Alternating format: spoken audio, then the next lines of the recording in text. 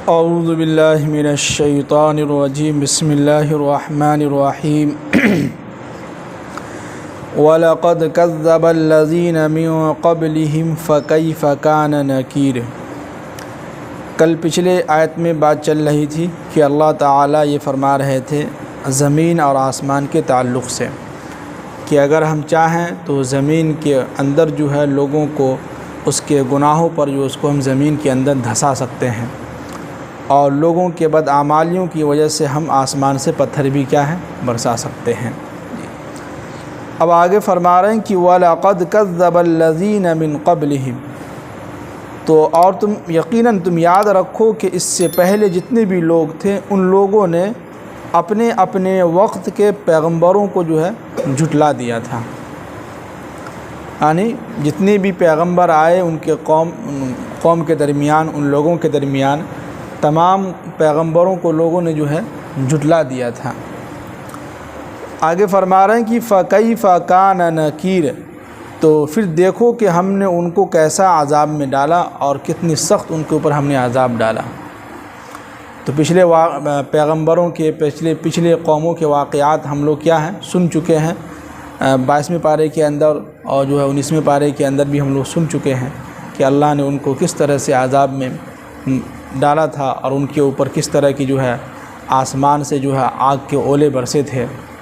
तो ये सारे अज़ाब जो है अल्लाह ताला ने उनके ऊपर क्या है डाला था। क्यों? इसलिए कि उन्होंने पैगंबर को क्या किया था, झुटला दिया था। पैगंबरों को बुरा भला कहा था, उनको गाली देता था, तरह तरह की बातें उनके इसमें कहता था, तो जिसकी वजह से अल्लाह ताला ने उन लोगों को क्या है अज़ाब में गिरफ़्त कर लिया जी।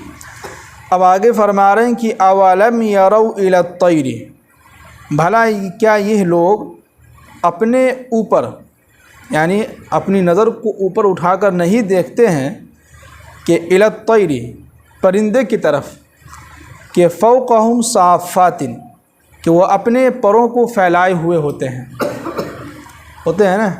नज़र उठा के देखें परिंदों को किस तरह से अपने पर को फैलाए हुआ है और जा रहा है एकदम सुई से, है कि नहीं? कितने अच्छा लगता है, परों को फैला के जा रहा है, ऐसा लगता है कि जो है गिरने का कोई डर ही नहीं है उनको।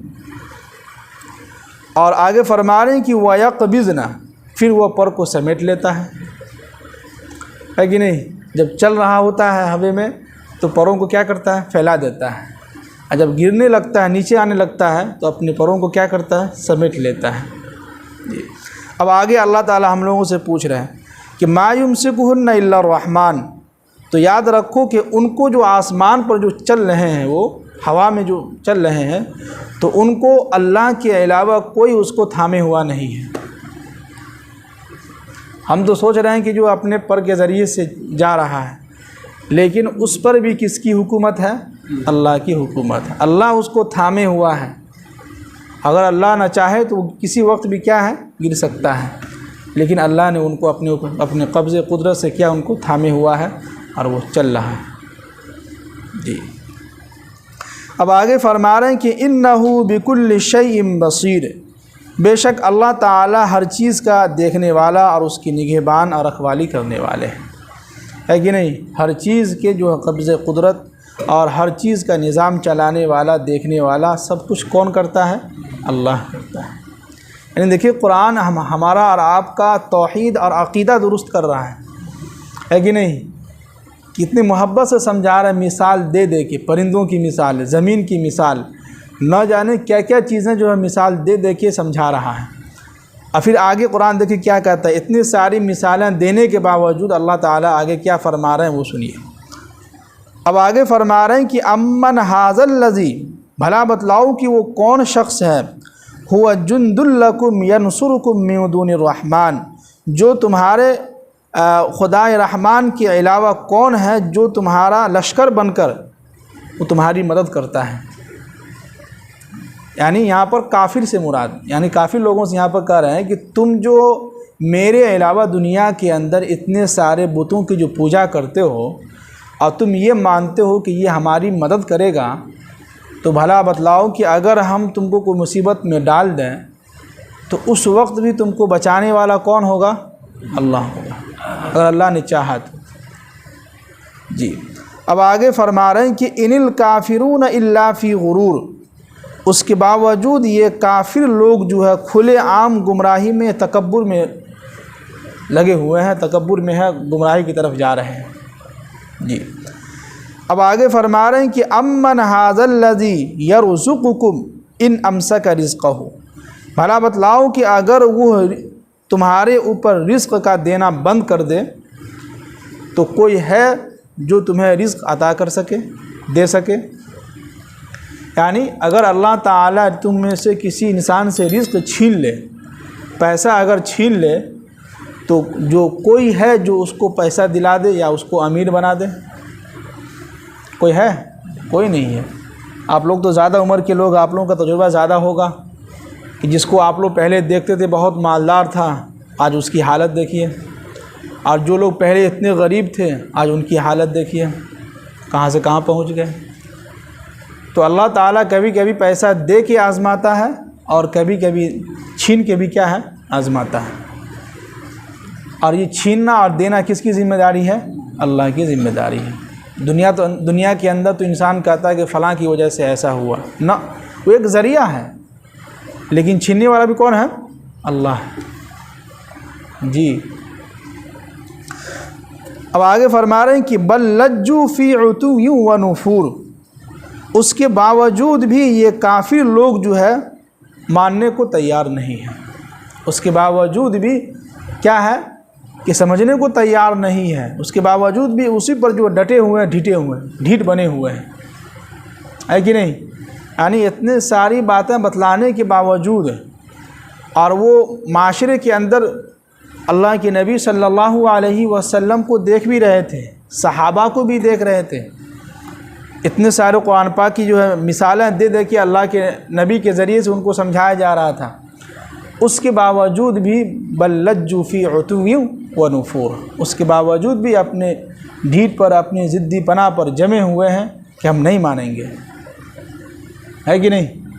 ऐसे मुसलमानों में भी देख लीजिए, उनको इतना समझाया जा रहा है, बतलाया जा रहा है, उसके बावजूद भी क्या कहता है, गुस्से में आके कि हम नहीं करेंगे, है कि नहीं? ख़ास तौर से इमाम की अगर तनख्वाह की बात आई गई तब सीधे उनको इतना गुस्सा आ जाता है। भला बतलाइए, हम तो यही समझते हैं कि अगर जिस बस्ती में इमाम ना हो उनका क्या हाल है वो आप लोग ख़ुद जानते हैं। ये मैं अपनी बात नहीं कर रहा हूँ, ये सब की बात कर रहा हूँ। अल्लाह की नबी की हदीस है, आप लोग बार बार सुनते ही हैं कि एक आलिम दीन जो है ज़मीन के ऊपर सितारे के मानिंद है। उस जिस महल्ले में, इलाक़े में आलिम दीन हो, उस बस्ती के लोग इंशाअल्लाह लोग गुमराही की तरफ नहीं जा सकेंगे। सब तो नहीं जाएंगे, लेकिन कुछ लोग, चंद लोग होंगे जो चलेंगे। अगर नहीं होंगे तो जो भी चंद लोग सीधे रास्ते पर हैं, जो आ रहे हैं मस्जिद, वो भी धीरे धीरे छूटता चले जाएगा। क्यों? एक दूसरे से कहे कि इमाम है ही नहीं है, क्या जाए, घर में ही नमाज़ अदा करना है, क्या फ़ायदा नमाज में जाए, फ़लाँ आदमी नमाज़ पढ़ाता, उनको तो खुद सही से नहीं आता नमाज़ पढ़ाना। 10 तरह की बातें। अब क्या हुआ कि धीरे धीरे लोगों में तफरक़ाबाज़ी होता चला गया, मस्जिद टूट गई, ख़त्म। तो लोगों को समझना चाहिए, उनको हम जो लोग कहते हैं ना कि गुस्से में आके, अभी तो काफ़ी लोग भी गुस्से में ही बात कहते थे, लेकिन उनको पता चल गया आखिरत में जब उनके ऊपर अज़ाब आया था। नूह अलैहिस्सलाम की कौमों को देखिए, कितने वो गुस्से में आके बोलते थे कि इन्ना लनराका फ़ी सफ़ाहतिन मुबीन, क्या नूह मैं तो खुलेआम देख रहा हूँ कि तुम गुमराही में तरफ जा रहे हो, तुम तो एक नंबर के बेवकूफ़ हो। जब अज़ाब आया तो क्या उनको लगा, समझ में आ गया होगा। जब उनको अभी अज़ाब जो हो रहा होगा कब्र के अंदर, अब समझ में आ रहा होगा कि हमने बहुत गलती की है। तो अभी तो आप पैसे की नशे में, ताकत के नशे में, गुस्से में बहुत कुछ बोल जाते हैं कि फ़लाँ आएगा तो टांग तोड़ देंगे, वो कर देंगे, वो कर देंगे, कुछ नहीं कर पाइएगा आप। जब आपके साथ मुसीबत होगा तो पूरी बस्ती को लोग तमाशा देखेंगे, लेकिन कोई नहीं जाएगा। तो उस वक्त फिर आपको रोना आएगा, उस वक्त आपको समझ में आएगा कि मेरे साथ क्या हुआ है। तो ये पैसे की नशा, ताकत का नशा, गुरूर, तकब्बुर, ये बहुत ख़राब चीज़ है। यानी महीने में अगर एक इमाम साहब को हमारे घर से 100 रुपया जा रहा है तो हमारे लिए तो खुश नसीबी की बात है कि हमारा पैसा किसी अच्छे इंसान के हाथ में जा रहा है ना। अरे वो भी तो हमारे मस्जिद के इमाम है ना, उनकी तो इज़्ज़त करनी चाहिए थी। उनके लिए 100 रुपया का 1000 रुपया भी कम है। कि हमारे लिए खुशनसीबी की बात है कि हमारे कमाई में से 100 रुपया इमाम साहब को जा रहा है। ये तो बहुत खुशी की बात है, हमारे लिए तो फ़ख्र की बात है कि हम एक आलिम दीन के ऊपर ख़र्च कर रहे हैं जो नबी के वारिसीन हैं। जो कौन है? नबी के वारिसीन हैं। लेकिन वही है कि बल लज्जू फ़ी उतुव्युम व नुफूर, अपने ढीठ पर जमे हुए हैं कि ना हम नहीं मानेंगे। कोई बात नहीं है, कोई बात नहीं है कि आपके एक आदमी के पैसा न देने से इमाम मर नहीं जाएगा। हम तो यही सोच के अल्लाह का शुक्र अदा करते हैं कि अल्लाह का शुक्र है कि कम से कम 2 वक्त की रोटी तो मिल रही है ना खाने को, पेट तो भर रहा है ना, अल्लाह का शुक्र है।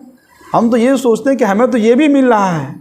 कुछ लोग रोड पे बैठे हैं, भूखे बैठे हुए हैं, उनको तो वो भी नहीं मिल रहा है। कुछ लोग ऐसे हैं, मैंने एक वीडियो देखा कि एक आदमी, मज़दूर आदमी, शाम में हाथ में रोटी लिए हुआ है और एक नदी, जो नाला नहीं हो, नदी जो नहर जो होता है, वहाँ बैठ के उसमें पानी में डुबो के खा रहा है रोटी। हम तो अल्लाह का शुक्र अदा करते हैं कि अल्लाह ने उससे अच्छा हमको खिला रहा है। हम तो इस बात पे खुश हैं, खुशी मना रहे हैं। तो आपके एक आदमी के पैसा न देने से इमाम के बीवी बाल बच्चा नहीं मर जाएगा, ज़िंदा रहेगा इंशाअल्लाह, और आपसे अच्छा खा रहे हैं, पहन भी रहे हैं, है कि नहीं? अल्लाह खिला रहा है, पहना रहा है। तो इसलिए आपके गुस्सा करने से या कोई भी हो, ये मैं सब की बात कर रहा हूँ, जो लोग सुन रहे उनकी भी है कि अक्सर जगह यही होता है। तो आपके एक आदमी के देने से किसी का कोई नुकसान नहीं होगा, अल्लाह खिलाएगा सबको, देगा। क्या है? देगा। आज वो गुस्से में कह रहा है ना कि 2 महीने के बाद खुद पछता के ला के देगा। वो मैं लिख के देता हूँ, ला के देगा, वो रोएगा। जब उनके घर पर कोई मुसीबत होगी तब हम नहीं जाएंगे ना, तब देखिए कैसे रोते हुए आएगा जी। इसलिए वही कुरान कह रहा है कि बल लज्जू फ़ी उतुव्विन व नुफूर। इतने सारे निशानियाँ और अल्लाह के जो कुरान की आयात, सारी चीज़ें बतलाई जा रही है, उसके बावजूद भी क्या है? अपनी ढीठ, अपनी जिद्दी पना पर डटे हुए कि ना हम नहीं ईमान लाएंगे जी।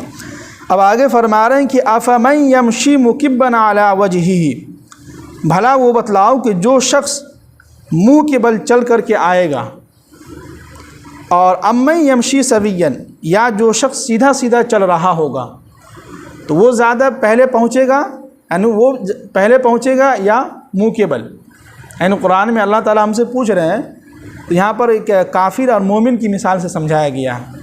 जो सीधे सीधे चल रहे हैं वो मोमिन हैं, और जो उल्टे चल रहे हैं, उल्टे मतलब ये कि वो काफिर हैं। वो सामने दिख रहा है कि जो बुत हम जिसकी पूजा कर रहे हैं ये ख़ुद हमारा मोहताज है कि नहीं? अगर हम इनको नहीं पोछेंगे तो गंदा ही रहेगा, अगर इनके ऊपर से हम मक्खी ऐसे नहीं भगाएंगे तो भागेगा भी नहीं। ये खुद खाने के मोहताज है, इनके सामने खाना रखा हुआ है फिर भी नहीं खा रहा है। तो ये लोग जानने के बावजूद भी क्या है? उल्टे मुंह के बल चल रहे हैं, और जो मोमिन है वो सीधा सीधा चल रहे हैं। अब भला बतलाइए कि जो इंसान सीधा रास्ता से जाएगा बेतिया, और एक इंसान जो है ऐसे घूमते फिरते ये रास्ता वो गली करते हुए जा रहा है, तो पहले कौन पहुंचेगा? पहले तो यही पहुंचेगा जो सीधा रास्ता जा रहा है। दूसरी बात ये कि कल क़यामत के दिन ये काफिर लोग जो हैं, गुनहगार लोग जो हैं, इनको अल्लाह ताला मुंह के बल ये चलते हुए क़यामत मैदान के महशर के मैदान में पहुंचेंगे। कब्र से जब उठेंगे तो ये लोग मुंह के बल चलते हुए आएंगे। तो सहाबा ने पूछा कि अल्लाह के नबी सल्लल्लाहु अलैहि वसल्लम कि मुंह के बल चलना कैसे होगा, ये कैसे लोग चलेंगे? तो अल्लाह के नबी ने फरमाया कि जब अल्लाह ताला दुनिया के अंदर एक इंसान पाँव के बल पर चलाने पर कुदरत रखता है, वो अल्लाह कल क़यामत के दिन उसको मुंह के बल चलने पर भी कादिर है, उसको चला सकता है। और ये बुखारी की हदीस है। तो अल्लाह ताला किसी तरह भी चला सकता है, कैसा कुछ भी कर सकता है जी। तो वही कह रहे हैं कि जो शख्स जो है मुंह के बल चल रहे हैं और जो शख्स सीधा चल रहे हैं, तो जो सीधे रास्ते पर चल रहे हैं वो मोमिन है, और जो मुंह के बल चल रहे हैं वो समझिए काफिर हैं, वो गलत रास्ते की तरफ क्या है? जा रहे हैं जी। तो आज की आयत का खुलासा कलाम यही है कि अल्लाह ताला हमें और आपको निशानी बतलाने के बाद जो है वही बतला रहे हैं कि अगर हम चाहें तो अपना रिज़्क़ अगर किसी बंदे पर रोक दें, बंद कर दें, लेकिन अगर कोई इसको देना भी चाहे तो वो नहीं दे सकता है। कोई अगर रोक भी ले तो नहीं रोक सकता है कि नहीं? अगर अल्लाह ताला किसी बंदे को रिज़्क़ देना चाहे, लेकिन मोहल्ले का फ़लाँ आदमी वो कहता कि नहीं उसको हम नहीं देंगे, नहीं दिलाएंगे, ऐसा हो सकता है? तो अल्लाह ताला ने फ़ैसला कर लिया है कि उसको देंगे तो देगा अल्लाह ताला। जी, अल्लाह ताला हम सब लोगों को अमल करने की तौफीक नसीब फरमाए।